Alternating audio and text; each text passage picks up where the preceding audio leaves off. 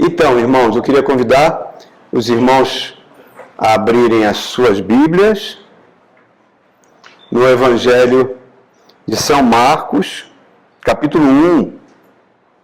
São Marcos, capítulo 1. Vamos ler um único verso. À medida que a gente for pregando, nós vamos abrir em outras passagens, mas agora vamos abrir apenas nesse verso 35. Marcos 1, 35.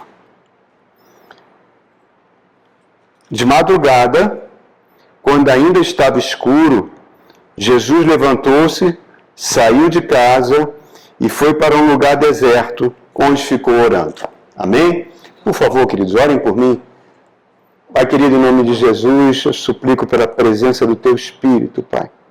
Fala conosco nessa manhã. Pedimos e clamamos pela Tua presença, porque Tu disse, quando 2 ou 3 estão reunidos no Teu nome, Tu está no meio de nós. Por favor, Jesus, fala conosco, faz que a Tua presença transforme a palavra em algo sobrenatural nas nossas vidas.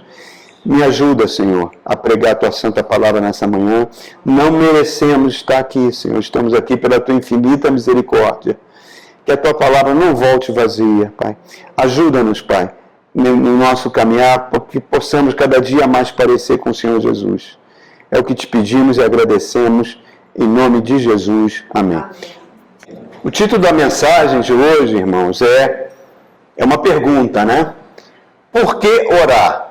Por que devemos orar, né?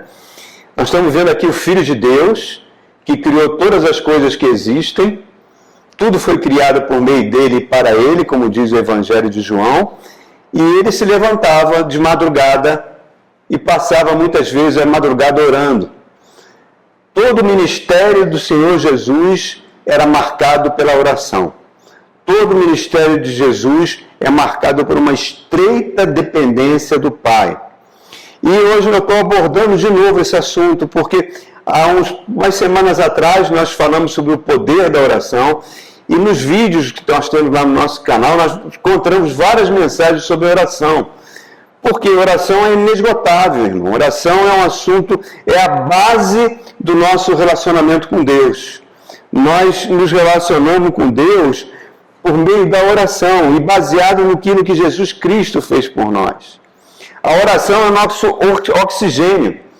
E a Bíblia, ela é repleta, irmãos, repleta de orações de fé que mudaram os juízos de Deus. Deus tinha tomado uma determinada decisão, tinha mandado um determinado juízo e por meio da oração do seu povo, ele voltou atrás. A oração sempre nos leva para uma fronteira espiritual. A oração, ela basicamente, nós somos os principais beneficiados quando nós oramos, porque a oração nos transforma por dentro, né? Nós vimos naquela pregação que Ana vivia naquela situação de humilhação o tempo todo. As pessoas que estavam humilhando Ana continuaram as mesmas, não mudaram com a oração de Ana, mas Ana por dentro se transformou e um milagre aconteceu na vida dela. Tudo por graças à oração. Lutero, um dos pais da Reforma Protestante, ele falava, eu tenho tanta coisa para fazer, mas eu tenho tanta coisa para fazer durante o dia, que eu não tenho como prosseguir se eu não orar 3 horas por dia. E nós, às vezes, né, irmãos? Contrário, às vezes a gente se preocupa com tanta coisa, com trabalho, com família, com as coisas, com os afazeres do dia a dia. Se sobrar um tempinho, a gente ora. E às vezes aquela oração de noite, Senhor, obrigado pelo meu dia, abençoa o meu sono, e acabou. E a gente vai perdendo algo maravilhoso, fantástico, irmãos. Se vocês um dia tiverem a oportunidade de ler a biografia de uns homens de Deus, os missionários David Brainerd, que evangelizou os índios americanos, o George Fox, que é o pai do puritanismo, esses homens oravam horas. George Miller era um ex-alcoólatra no século XIX, um homem que depois foi usado por Deus para abrir vários orfanatos na Inglaterra, em situações que não tinha nem comida para os órfãos, e ele passava a noite orando, e no dia seguinte tinha um banquete. Milagrosamente acontecia. Ele uma vez foi convidado para pregar em Nova York, ele fez a viagem de navio, estamos falando do século XIX, né? e o navio, o comandante falou para ele que não tinha condições de atracar, porque estava vindo um temporal, quase que um tipo de um furacão, e o navio não ia poder chegar ao tempo. Ele se ajoelhou na frente do comandante, falou: Senhor, o senhor que mandou eu vim aqui pregar. Então, por favor, tire esse temporal que está vindo. Levantou a oração, olhou para o comandante e falou: comandante, pode atracar o navio que amanhã não vai ter tempo bom. E foi o que aconteceu. Aí a gente fica diante disso, né? E a primeira coisa, eu vou falar algumas verdades aqui sobre oração. E a primeira verdade é que a oração, ela muda aquilo que aparentemente foi estabelecido. Coisas que já estão estabelecidas, definitivas. Quando a gente ora, aquela situação muda. Nós vimos o exemplo de Ana, né, que era estéril, e Deus deu Samuel. Josué estava no meio de uma batalha, estava escurecendo, ele precisava da luz solar. Ele orou e o sol parou. Elias orou e o fogo desceu do céu. Elias orou para que não chovesse sobre Israel. Ficou 3 anos de seca. E depois, quando ele ora de novo, pede chuva, a chuva vem. Né? E a gente vai vendo essas coisas na Bíblia. Asa, o rei Ezequias, o rei Josafá, que enfrentaram exércitos muito mais poderosos. Ele não tinha a menor condição de ganhar aquelas batalhas, oraram, esses exércitos se autodestruíram. Então, a gente, diante disso tudo, a gente diz para nós: não, peraí, pastor, isso aí não é para nós. São gigantes da fé, são homens de Deus que têm muito poder de orar, e com isso a gente vai desistindo de orar. Vai desistindo de enfrentar situações por meio da oração. E a gente se acha um incompetente espiritual. E Deus sabe exatamente as nossas deficiências. Ele pega essa nossa incompetência espiritual, exatamente nesse ponto, aquela oração que você faz titubeante, sem entusiasmo. Deus pega a gente neste ponto e vai levando a gente para regiões espirituais quando a gente ora, irmãos. Olha só, talvez você nunca correu uma maratona, né? Mas às vezes quando a gente vê pessoas com uma certa idade correndo maratona e o repórter pergunta: vem cá, como é que você consegue correr 20 quilômetros, 10 quilômetros, ou 40 quilômetros, sei lá, né? Como é que foi isso? Certamente você não acordou, botou o tênis e veio correr 40 quilômetros. Não é assim, né? Eu tive que correr primeiro 500 metros, eu fui correndo depois cada dia mais, o meu corpo foi se fortalecendo, e aí eu cheguei hoje a correr essa distância que nunca imaginei que eu conseguiria correr. E a oração é a mesma coisa, irmãos. Quando a gente vai orando, às vezes, por pequenas coisas, pequenas causas, e você vai ganhando essas pequenas vitórias de fé em fé, daqui a pouco você está orando por causas tão grandes, tão importantes, que você fica surpreendido como Deus ouviu a sua oração. Irmãos, olha só. O diabo sempre vai sussurrar no seu ouvido: é da vontade de Deus que você tenha essa doença, é da vontade de Deus que você não tenha filhos, é da vontade de Deus você nunca casar. E a Bíblia diz para a gente, de Gênesis a Apocalipse, que o universo, olha só o que eu estou falando, irmão, o universo está aberto a mudanças para quem ora. Amém. O universo muda. Deus vai mover coisas que você nunca imaginou por causa das suas orações. Sabe por quê? 1 Coríntios capítulo 3, verso 9, diz que nós somos cooperadores de Deus. Olha só, nós somos cooperadores de Deus para agir neste mundo mal. Para agir neste mundo mal. Então, repara só, irmão. As nossas orações faz Deus agir nesse mundo mal. Ele quis que fosse assim. Ele quis que fosse assim. Então essa é a primeira verdade. Primeira verdade, ela muda aquilo que está estabelecido. A segunda verdade, que Jesus trouxe de volta a autoridade que o homem perdeu lá no Éden e entregou essa autoridade para a igreja. O que a igreja liga na terra é ligado no céu. Então, olha só, irmãos. Deus entregou a autoridade deste mundo ao homem. Domina sobre tudo, domina sobre todas as criaturas. E essa autoridade foi roubada pelo diabo. O diabo se tornou o príncipe desse mundo. Quando Jesus vem, ele toma na cruz do Calvário, ele despoja os principados e potestades, expõe a vergonha pública e toma das mãos de Satanás a chave da morte e toma a autoridade de Satanás e entrega à igreja. E fala, o que a igreja liga na terra é ligada no céu. E você é a igreja, irmãos. Onde você está, a igreja do Senhor Jesus está. Então, quando você ora pela sua vida, quando você ora pelos seus familiares, quando você ora pela sua cidade, quando você ora pelo seu país, as coisas acontecem muitas vezes de acordo com a sua oração. Tem uma passagem que está em Ezequiel, capítulo 22, verso 30, né? Quando Deus destrói Jerusalém, ordena a Nabucodonosor que destruísse Jerusalém, Deus fala para o profeta Ezequiel, lá no exílio, ele já tinha sido levado para o exílio, e fala, Ezequiel, eu busquei na cidade de Jerusalém um intercessor, que ficasse na brecha e orasse para que eu não destruísse a cidade. Olha que coisa misteriosa, irmãos. Olha que coisa fantástica. Lembra quando Abraão fala com Deus, quando Deus está indo para Sodoma para ver o que vai acontecer, ele vai acabar destruindo Sodoma, que ele fala, mas Senhor, se tiver 10 justos em Sodoma, se tiver 10 justos, eu não vou destruir a cidade. Esse mundo não se autodestruiu por causa da igreja do Senhor Jesus na face da terra. Está chegando o momento que isso vai acontecer. Que a igreja vai ser arrebatada e quem ficar, vai ficar muito difícil a vida. Muitos crentes, irmãos, não usufruem dos benefícios da oração, que é um instrumento poderoso e que a gente usa muito pouco.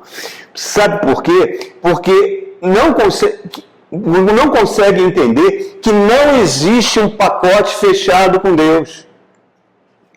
Não existe.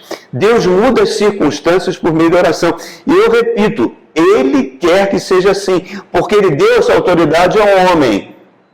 E como o príncipe desse mundo é Satanás, você como igreja, você ora e Deus interfere, você se torna um cooperador de Deus nesse mundo mal. É isso que Paulo está falando. Deus vai aplicando a sua justiça, seus pequenos juízos, para quê? Para que essas situações sejam mudadas por meio da oração do seu povo. Terceira verdade sobre a oração é que Deus testa a nossa motivação quando a gente ora. Vamos ler uma passagem para esclarecer isso, irmãos? Vamos lá em Êxodo, capítulo 32, por favor. Êxodo 32.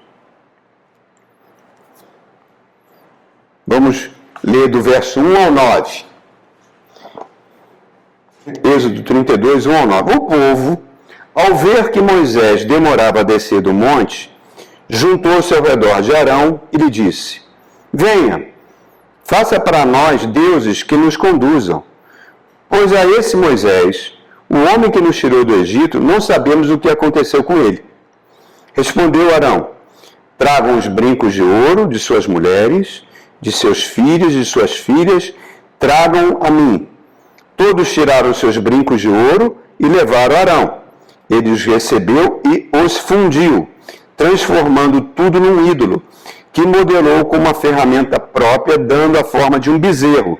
Então disseram, eis aí os seus deuses, ó Israel, que tiraram você do Egito. Vendo isso, Arão edificou um altar diante do bezerro e anunciou, amanhã haverá uma festa dedicada ao Senhor. Na manhã seguinte, ofereceram holocaustos e sacrifícios de comunhão.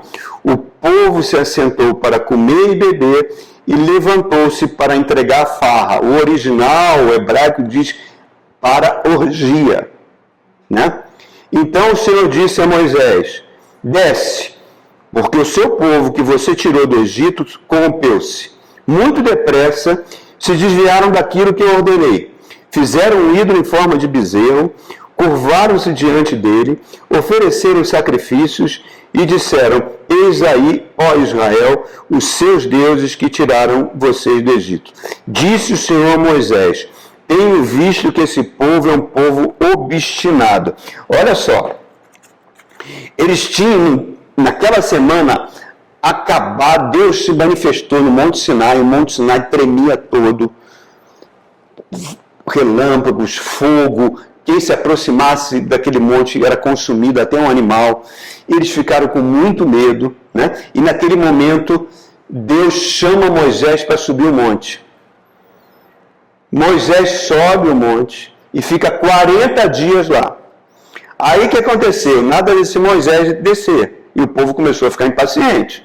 Bom, será que ele morreu? Será que ele morreu? Vão no irmão dele, que Deus já tinha dito que seria o sumo sacerdote, e pede: ó, Moisés morreu, a gente precisa de um Deus, e Arão fez isso aqui, pegou o ouro de todo mundo, fez um bezerro e disse: eis o seu Deus que volta do Egito. Muito bem, tá? Olha a situação. Os demônios se aproximaram daquele povo, esse povo começou a beber, daqui a pouco estavam numa grande orgia e esqueceram completamente o milagre que Deus fez na vida deles. Agora, observem só, tá? Vamos ver agora o verso 10. Olha o teste que Deus faz com Moisés. Olha aqui, verso 10, diz assim, ó. 32:10.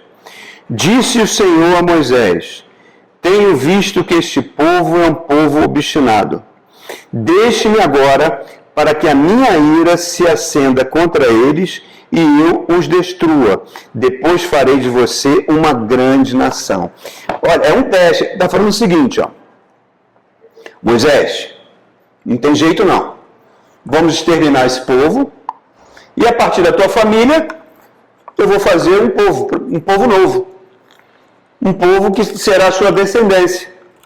Acho que se Deus falasse isso para algumas pessoas, as pessoas topariam na ato, né? Vamos fazer a Wagnerlândia aí, né? Dos descendentes do Wagner fazer uma nação, não é? As pessoas topariam no ato. Então, essa proposta que foi feita era um teste que Deus estava fazendo com Moisés. Então, repara só, olha a resposta de Moisés, que está no verso 11.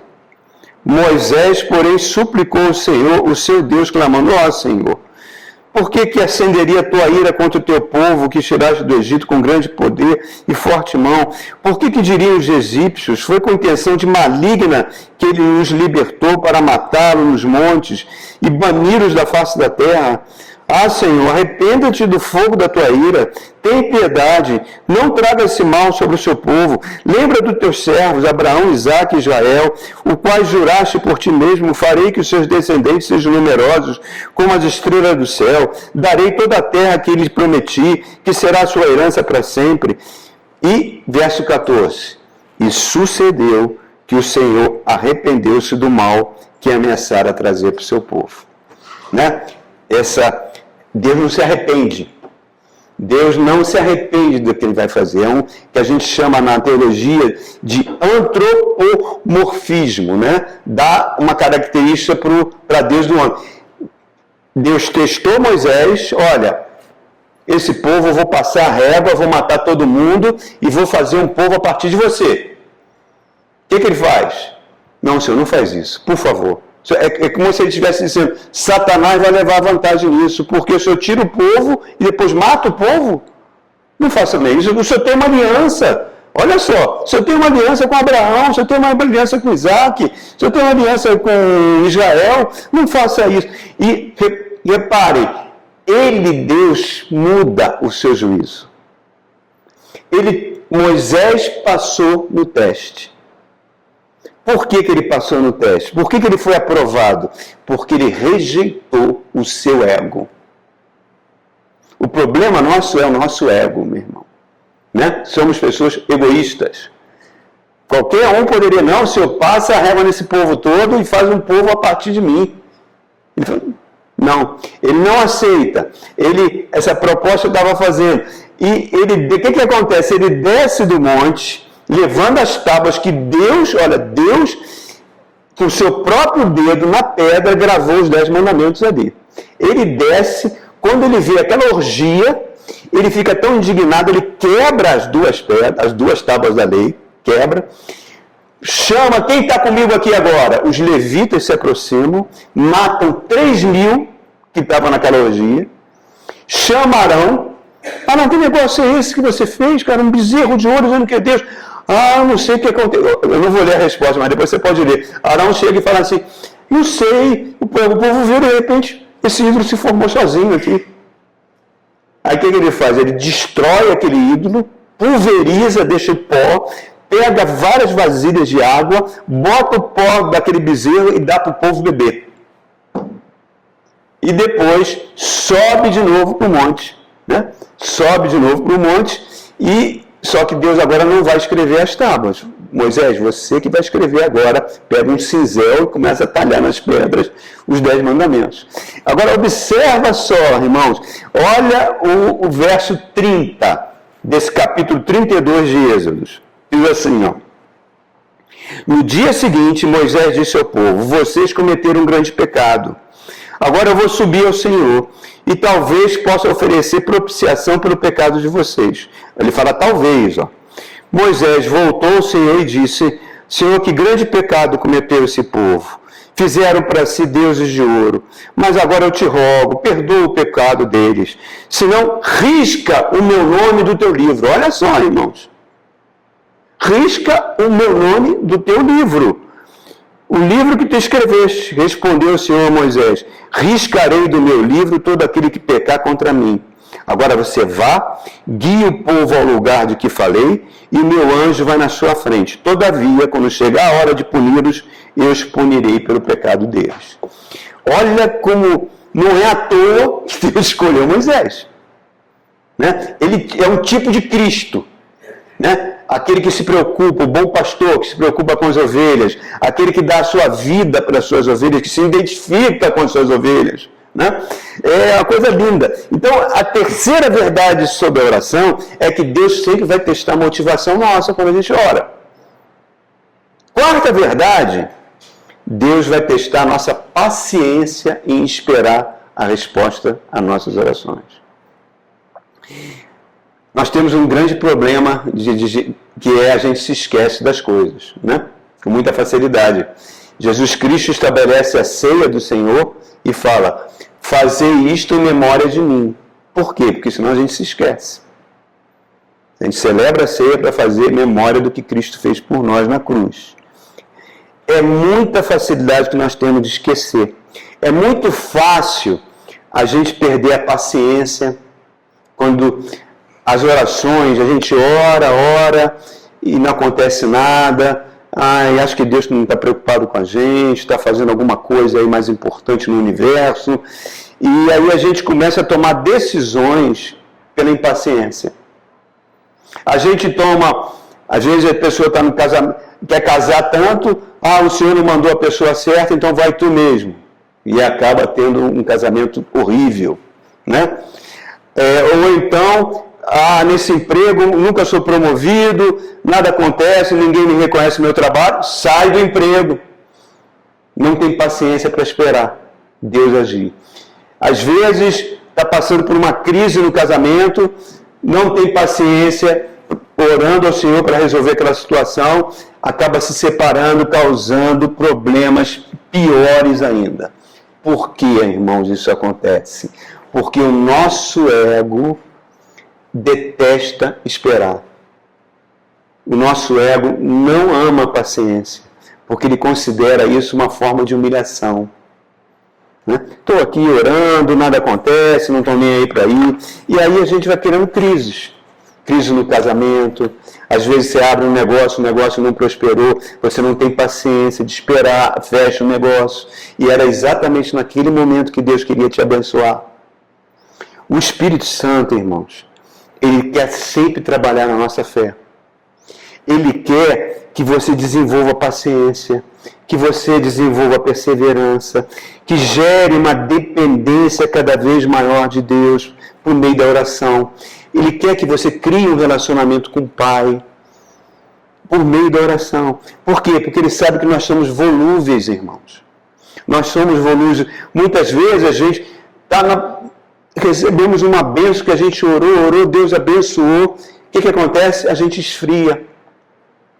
A gente ia aos cultos, quando a chapa estava quente, com a cuíca roncando, tudo pegando para o nosso lado, a gente gritando de dor, a gente ora, Deus abençoa, daqui a pouco a pessoa não vem mais à igreja, não ora mais como orava antes, vai lendo, não lê mais a Bíblia, porque ela começa a achar que pode viver independente de Deus. E se esquece que nós estamos numa guerra espiritual, que o inimigo não dorme, certo? Então, isso eu chamo de suicídio espiritual. Esse esfriamento é suicídio espiritual. Por quê, irmãos? Por quê? Porque a gente está no meio de um lugar, que é esse mundo, onde Paulo fala as forças espirituais da maldade. E se a gente não tiver essa dependência de Deus, a gente vai ser engolfado pela maldade desse mundo. Então, quarta verdade, nós precisamos desenvolver a paciência e a perseverança. Quinta verdade, irmãos, por favor, abra sua Bíblia em Tiago, capítulo 4.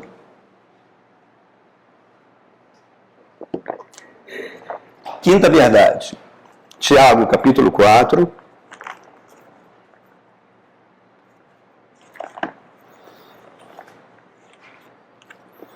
Vamos ler do verso 1 ao 4? Tiago, verso 1 ao 4. De onde vêm as guerras e contendas que há entre vocês? Não vêm das paixões que guerreiam dentro de vocês? Vocês cobiçam coisas e não as têm, matam e invejam, mas não conseguem obter o que desejam. Vocês vivem a lutar e a fazer guerras. Não têm porque não pedem. E quando pedem, não recebem, pois pedem por motivos errados, para gastar em seus prazeres. Adúlteros, vocês não sabem que a amizade com o mundo é inimizade com Deus? Quem quer ser amigo do mundo ou dos valores do mundo, faz-se inimigo de Deus. O Tiago está dizendo que muitas vezes a nossa oração é para gastar nos nossos prazeres. Olha só, Deus é Pai. Deus não tem nenhum problema de você pedir coisas para Ele, certo? Ele é Pai, Ele gosta de abençoar, Ele muitas vezes faz mimo nas nossas vidas, nos dá bênçãos, muito mais às vezes do que a gente pedimos, certamente muito mais do que nós merecemos, né? Ele está sempre nos abençoando. Agora, à medida que você ora, os seus prazeres, eles vão sendo transformados pelo Espírito Santo, né? Nós vamos crescendo diante de Deus.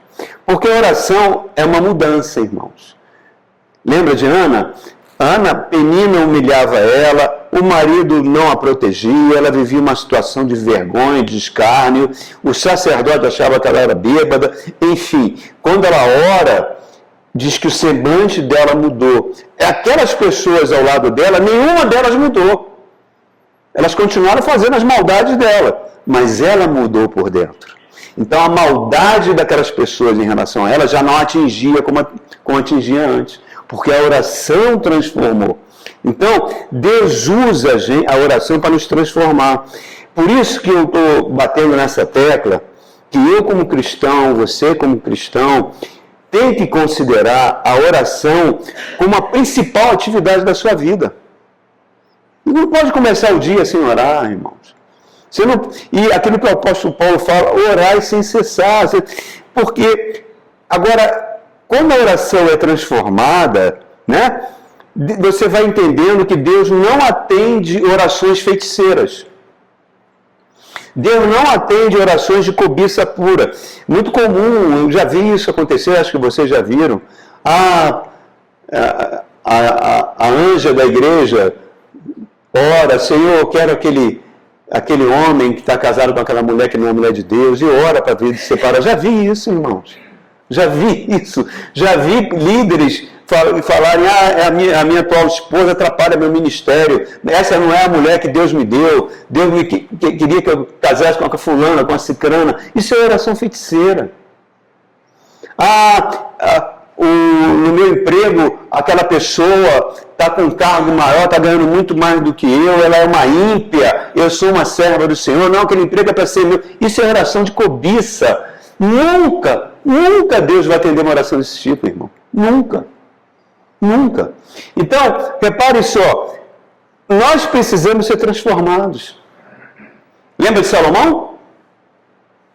Davi morreu e Salomão assume o poder, né?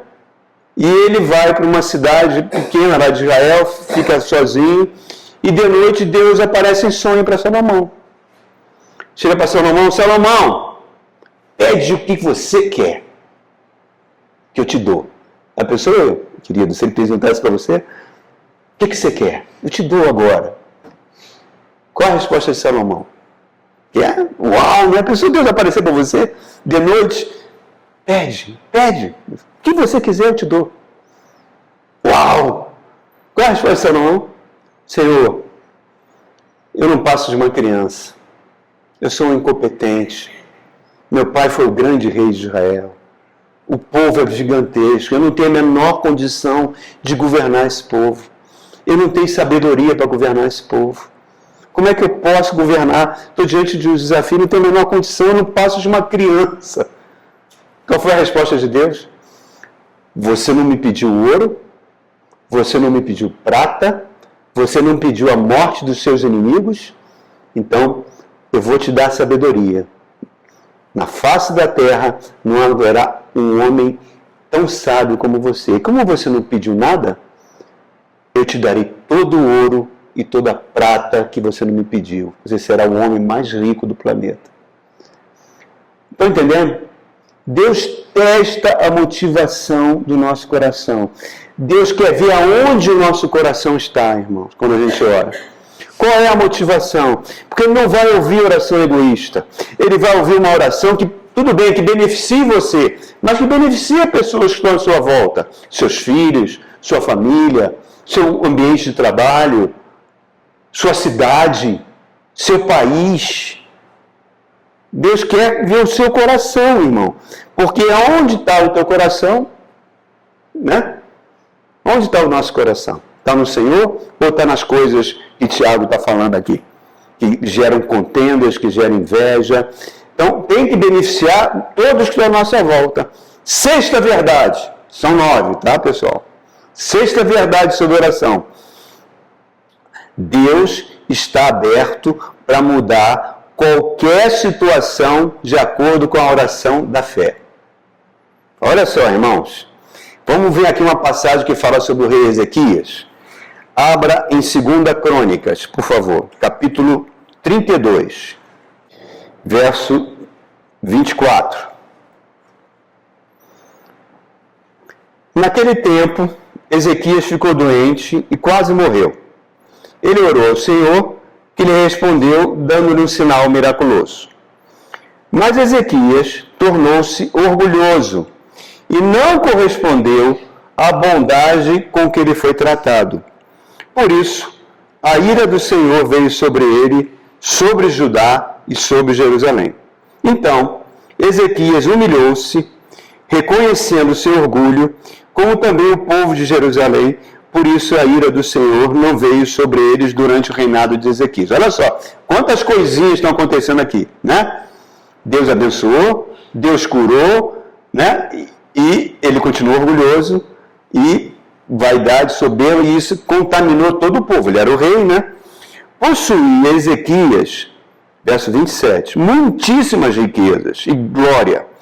Construiu depósitos para guardar prata, ouro, pedras preciosas, especiarias, escudos e todo tipo de objeto de valor.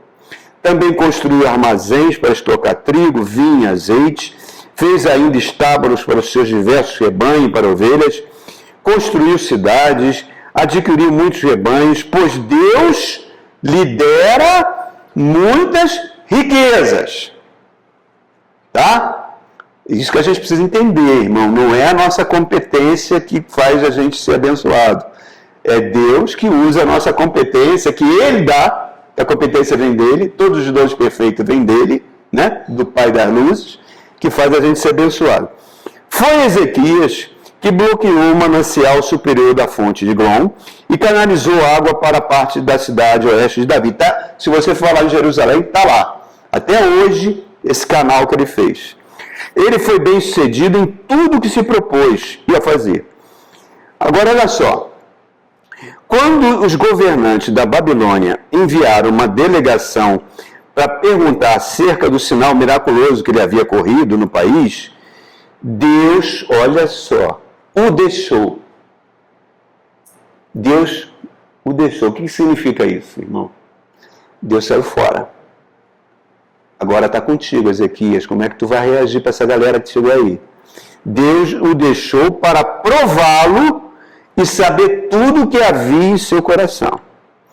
Então, o que aconteceu aqui, irmãos? Em outras passagens, lá no livro de Reis, quem era essa galera? Eram os embaixadores da Babilônia. A Babilônia ainda não era o império que destruiu Jerusalém. Estava se formando. Nabucodonosor era apenas um general nessa época, não era o dono. Chega lá, o que ele faz? Ele mostra todos os tesouros para ele. Olha aqui, ó. Deus me abençoou, tem ouro, tem prata. Botou no Instagram ali, né? No Facebook, né? Olha só, estou em Paris comendo isso, estou fazendo isso. Para despertar o quê? E quando você faz isso, você está despertando o quê? Claro que é inveja, irmão. A inveja é a pior das macumbas. O judeu, a grande maioria do judeu, eles têm muitas riquezas. E às vezes lá no Botafogo, nos bairros, você fala, nossa, esse judeu é muito pobre. Não, ele é muito rico, só que ele é muito simples. Ele não ostenta. Ele não quer mostrar, olha como eu sou isso, que eu sou bonita, como eu sou poderosa. Enfim, ele não faz isso, porque só traz coisa ruim na vida da pessoa. E Deus, o que Deus fez? Vou provar ele. Meu filho, então tá, estou saindo fora. Vamos ver o que vai dar esse negócio aí teu? Tá? Então, olha só, irmãos. O que vai acontecer? Bom,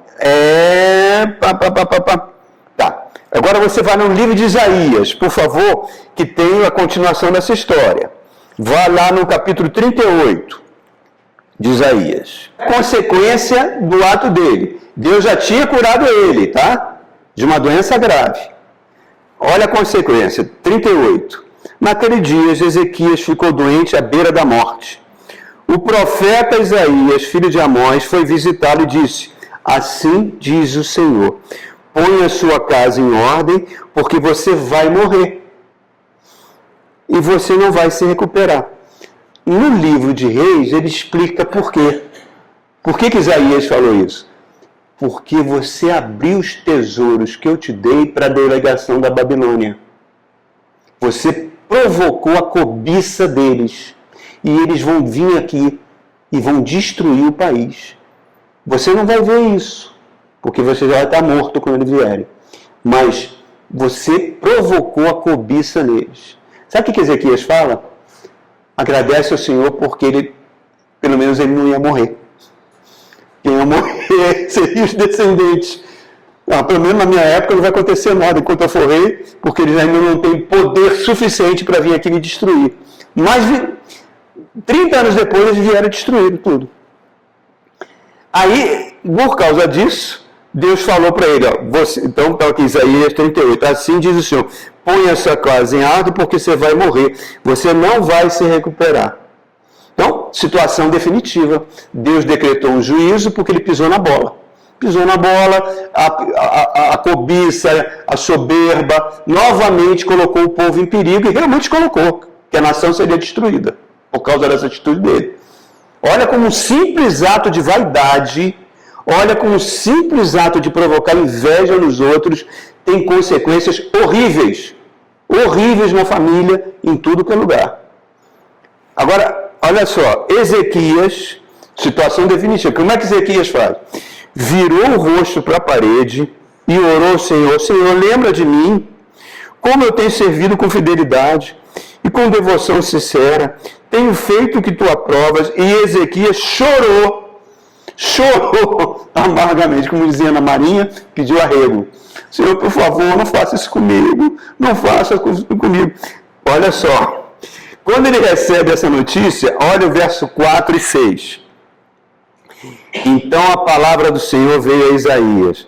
Vai dizer a Ezequias, assim diz o Senhor, o Deus do teu antepassado Davi, ouvi a sua oração, vi suas lágrimas, vou acrescentar 15 anos à tua vida.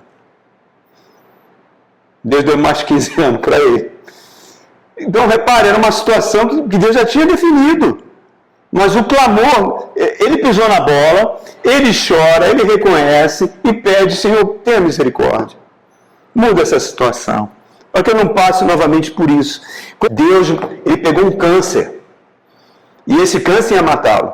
Aí Deus chega para Isaías e fala, ó, você vai pegar figo, vai fazer uma pasta e vai colocar sobre... É um câncer de pele. Você coloca sobre esse câncer de pele e ele vai receber a cura.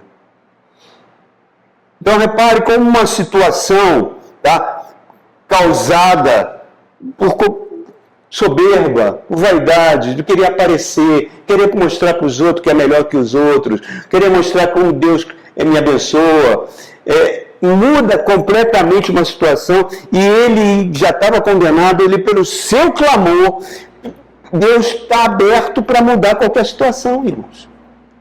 Desde que tenha arrependimento, que tenha fé. Amém? Sétima verdade. A oração é algo prático, não é teórico. Orou.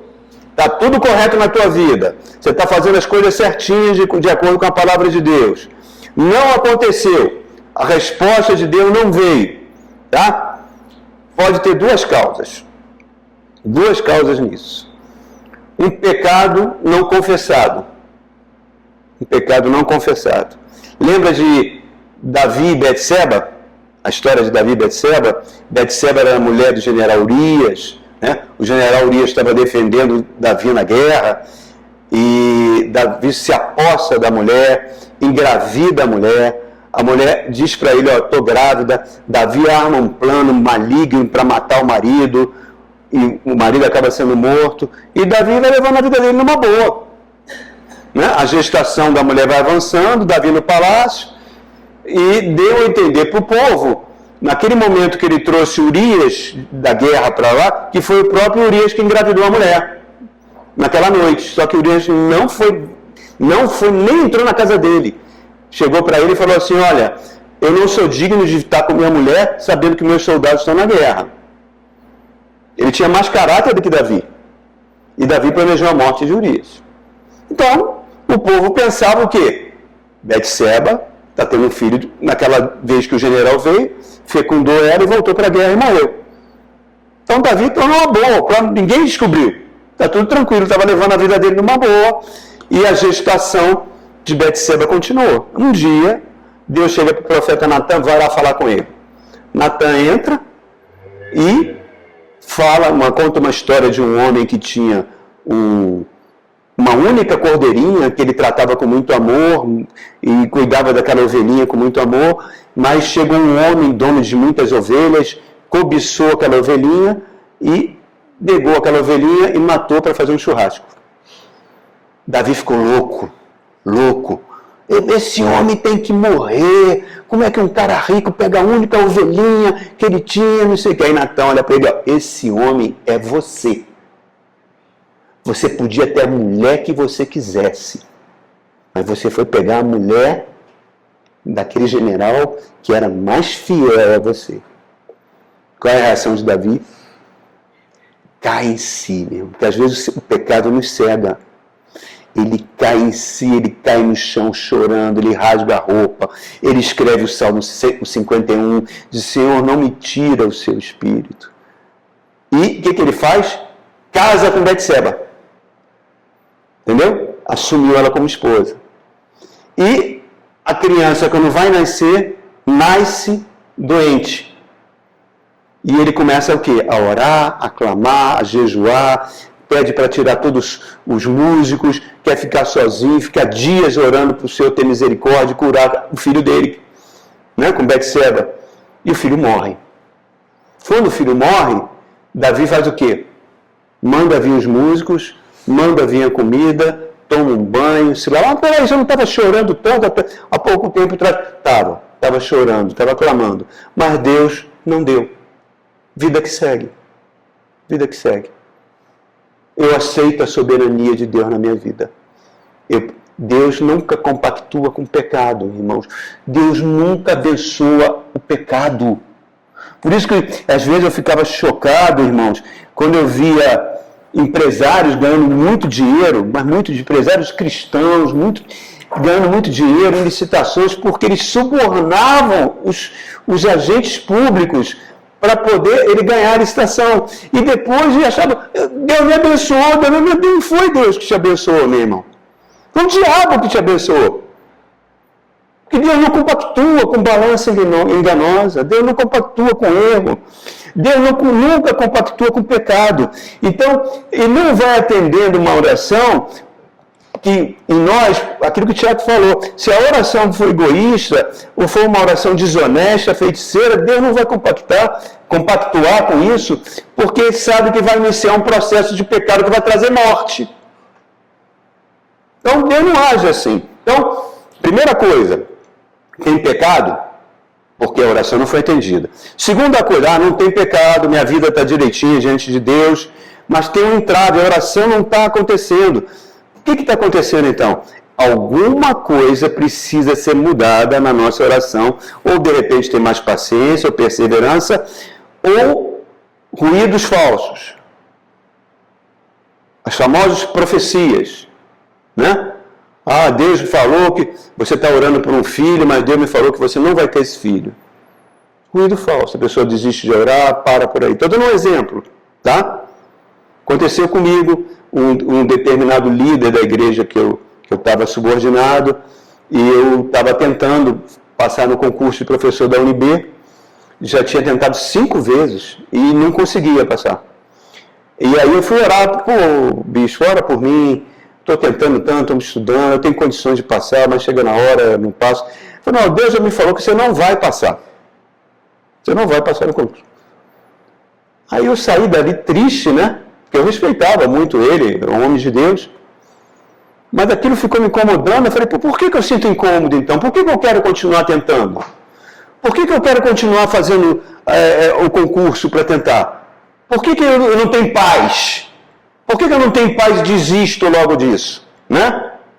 Eu não conseguia ter paz. Então aquilo foi da carne dele. Porque na sexta vez eu entrei. Então, estão entendendo, irmãos?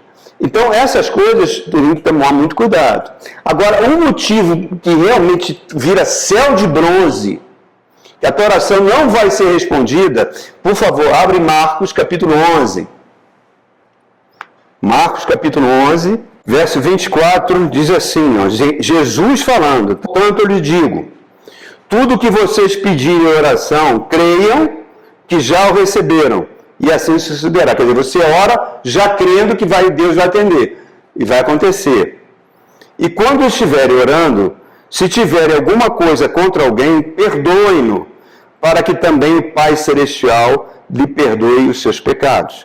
Mas se vocês não perdoarem, também o Pai que está nos céus não perdoará os seus pecados. Enfim, você está orando, tem coisa contra alguém, está na hora de você liberar perdão, senão sua oração não será atendida. Tá? Não será atendida, é um céu de bronze. 8ª verdade. Nunca ache que a sua fé é fraquinha, que a sua fé é goiabinha. Primeiro que você não tem fé. A fé é um presente de Deus, é um dom de Deus, que vem para ouvir a palavra. Né? Jesus falou que basta um grãozinho de mostarda para a fé mover, se for mover uma montanha. Então, reparem, a oração, ela vai ganhar muito poder se ela for acompanhada de empatia, de solidariedade com o que sofrem. Todos os milagres que Jesus fez, todos são movidos por empatia. Ele ora para o leproso, diz que o coração dele ficou doído, ele toca no leproso. É a viúva de Naim chorando que o filho morreu, ele ressuscita. Tudo que Jesus fazia era movido por compaixão. Né? Então é a hora, irmãos, muitas vezes, de você clamar para aquela pessoa no teu trabalho que está tornando a tua vida difícil. Libera perdão, clame para o Senhor abençoar aquela pessoa, seja seu patrão. Ah, minha mãe é bipolar, faz um monte de maldade. Ore por ela. Alguém na sua família está ferindo você, ore por ela. Porque assim a gente cresce, irmãos. A Bíblia diz que nós somos sacerdotes de Cristo e Deus espera que a gente use isso. E a última verdade sobre oração, para terminar. Use a sua imaginação para alavancar a sua fé. O que eu quero dizer com isso? A fé é um dom de Deus e a sua imaginação também. Jesus falou, creia que recebeu e vai acontecer. Como é que, por exemplo, vamos botar isso na parte prática. Você está num ambiente de trabalho ruim, um ambiente pesado, né? Quando você orar, isso aí você tem que fazer sozinho no seu quarto, né? Você fecha os seus olhos, imagina aquele ambiente de trabalho, Jesus passando ali, tocando o coração das pessoas, tá? E você começa a sentir amor, alegria, paz. Ah, eu quero ter filhos, não estou conseguindo. Imagina você vendo crianças correndo pela casa, brincando. Ah, eu estou passando por uma situação de solidão. Olha, de repente começa a ver um companheiro ou uma companheira enviado por Deus, onde você vai constituir um lar feliz. Se coloque lá, use a sua imaginação. Aquele marido adúltero que saiu de casa, ore, se você quiser isso, né? Que ele volte, ele sentindo repulsa pelo adultério, chegando em casa arrependido, beijando os filhos, a esposa, enfim, use a sua imaginação, irmãos. Porque Jesus está falando, tudo que você liga na terra é ligado no céu.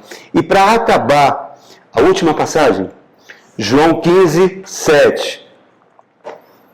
Senhor Jesus falando no Evangelho de João, capítulo 15, verso 7. Se vocês permanecerem em mim e as minhas palavras permanecerem em vocês, pedirão o que quiserem, ele será concedido.